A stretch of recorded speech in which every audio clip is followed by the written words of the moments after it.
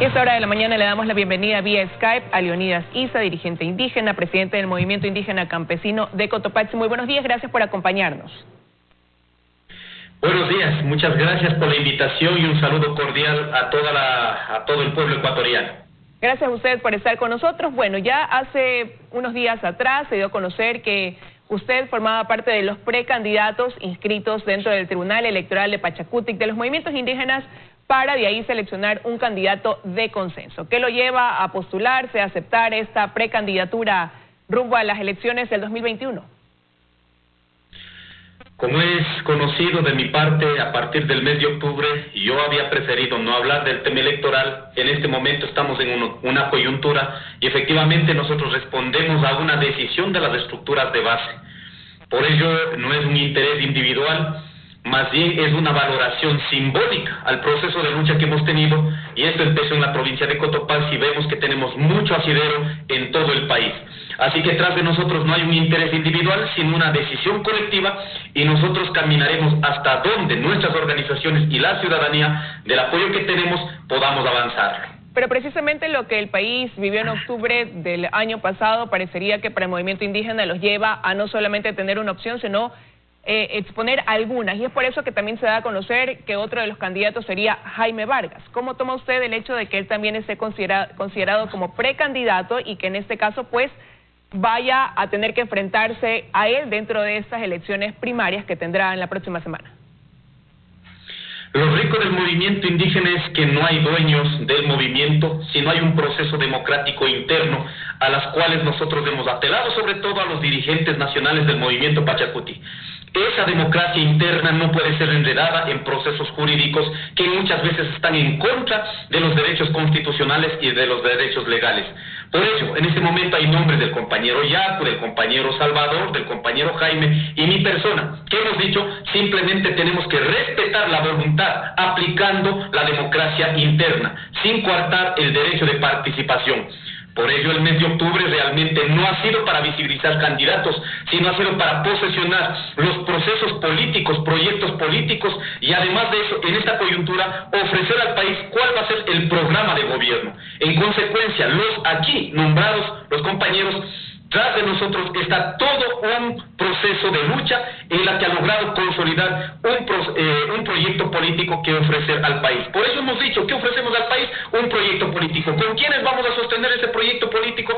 Va a ser con las estructuras organizativas y está determinado cuál es el campo popular. Y con quiénes vamos a gobernar, lógicamente va a ser a partir de aplicar un modelo de gestión colectivo. Y por ello, al menos desde mi parte, hemos estado ofreciendo el tema de los liderazgos colectivos, porque va a ser la única forma de dar el derecho de participación a la ciudadanía y el poder que la ciudadanía pueda decidir sobre la gestión pública, que hasta este momento hemos visto que está todo embarrado en actos de corrupción. Antes de analizar esos puntos ya un poco más ampliamente, sí quería preguntarle, entonces ¿es coincidencia que aquellos rostros que fueron más visibles en octubre del 2019 sean ahora los que estarían como precandidatos buscando ser el candidato de consenso por los movimientos indígenas?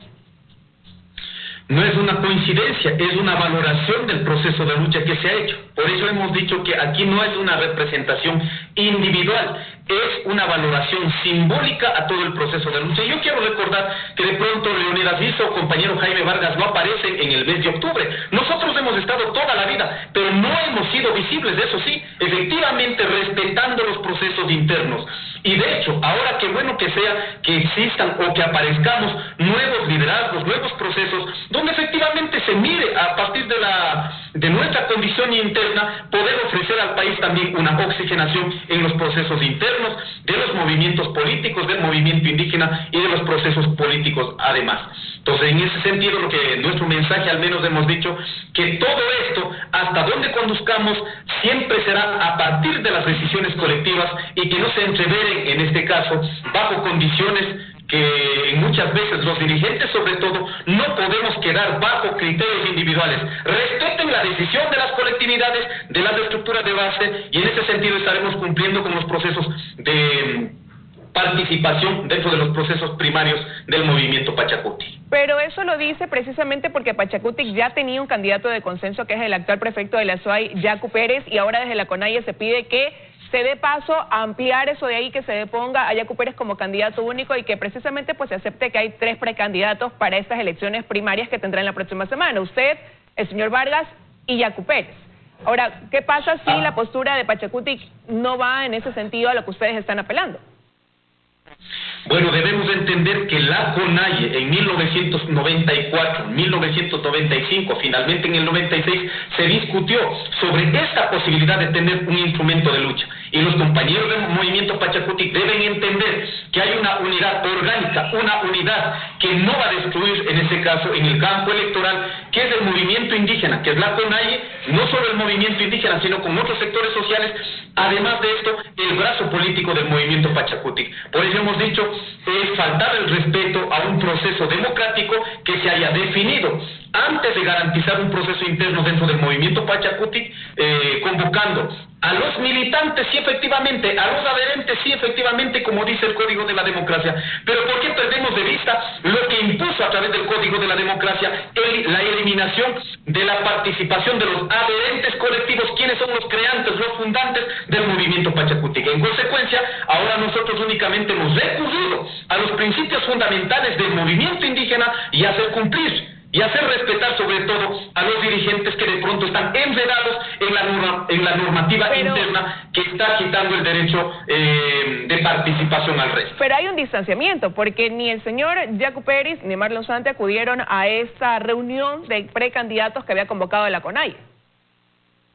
Así es, hay un proceso interno que hemos dicho, tenemos que llegar a un consenso, y nosotros habíamos dicho desde el inicio que empezó esto, debe haber condiciones para un consenso. ¿Cuáles deben ser las condiciones para el consenso? La primera cuestión, una valoración ciudadana. Para eso que necesitamos, en este caso, una valoración de todas las encuestas que han generado las diferentes instituciones. Segunda cuestión, debemos correr una encuesta propia del movimiento Pachacutic que verifique la valoración, en este caso, de la ciudadanía, una propia nuestra. Y la tercera cuestión, una valoración interna dentro de las estructuras organizativas propias del movimiento Pachacutic. Con estos 3 elementos, sentemos a los precandidatos una valoración objetiva, sin adjetivación a ninguno de los precandidatos, decidamos por una línea de consenso. Ahora, si no se han dado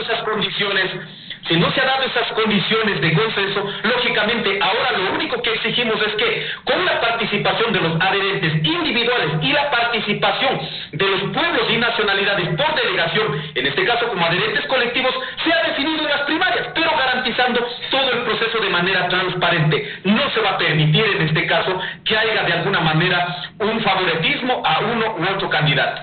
Ahora, y esas encuestas externas que ustedes analizan y las internas dentro de los movimientos indígenas, ¿qué lugar le da a cada uno de los precandidatos hoy para dentro de los 3 pues sacar ese candidato de consenso? Bueno, en este momento hemos hecho nosotros propia del movimiento indígena 2 elementos fundamentales que vale analizar.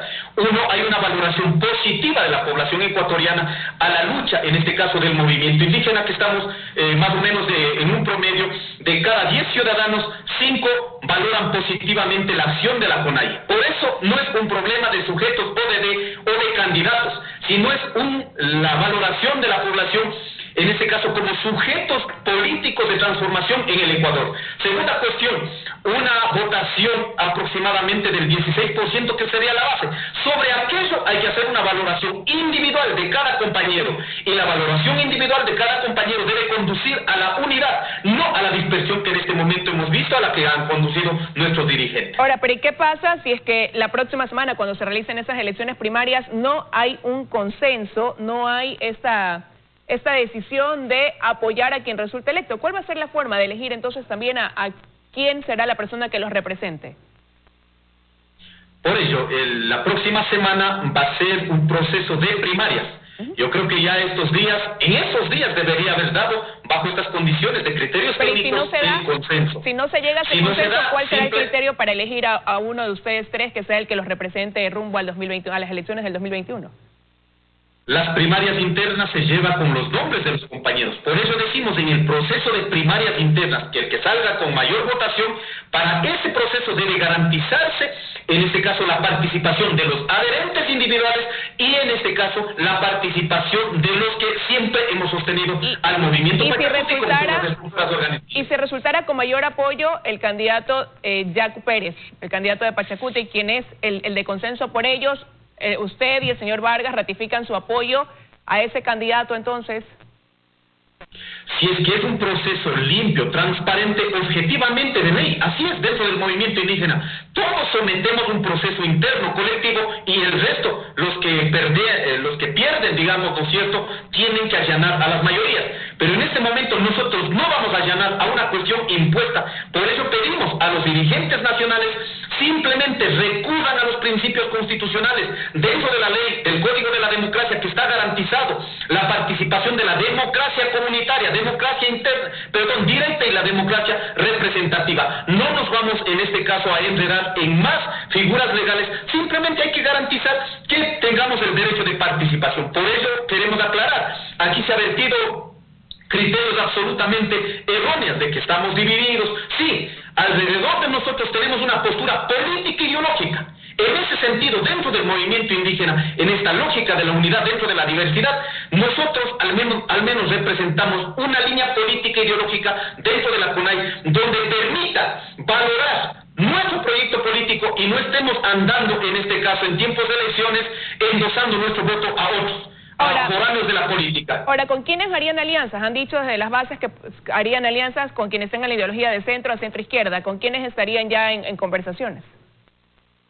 Esa es la determinación, eso corresponde luego de las primarias. En este momento no creo que haya habido condiciones de que podamos ya generar acuerdos para conformar, en este caso, el binomio. Eso será después de las primarias, efectivamente, respetando los mismos principios de los que estamos en este momento sometidos los candidatos principales. ¿Cuál es?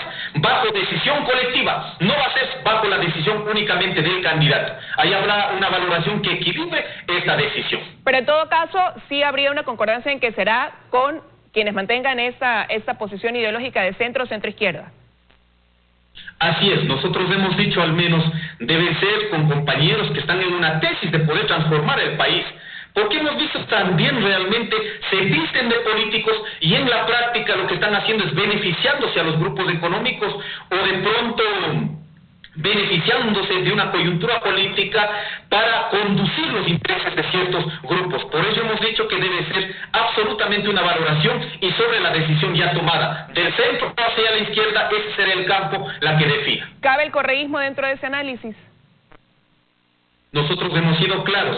Todos los que realmente estén dispuestos a sostener un proyecto político, sin endiosar a nadie, sin caudillismo, sin fanatismo, sino sobre un proyecto político, porque aquí el fanatismo ya hemos visto cómo ha sido la política ecuatoriana. Más de 180 años se han convertido ciertos caudillos en fanatistas y que no ha permitido realmente transformar este país y que a la final ha quedado el proyecto político endosado únicamente a una persona. ¿Y cuál es la base? El proyecto político debe ser... ¿Cuál es la base de ese proyecto político que ustedes van a proponer para el país?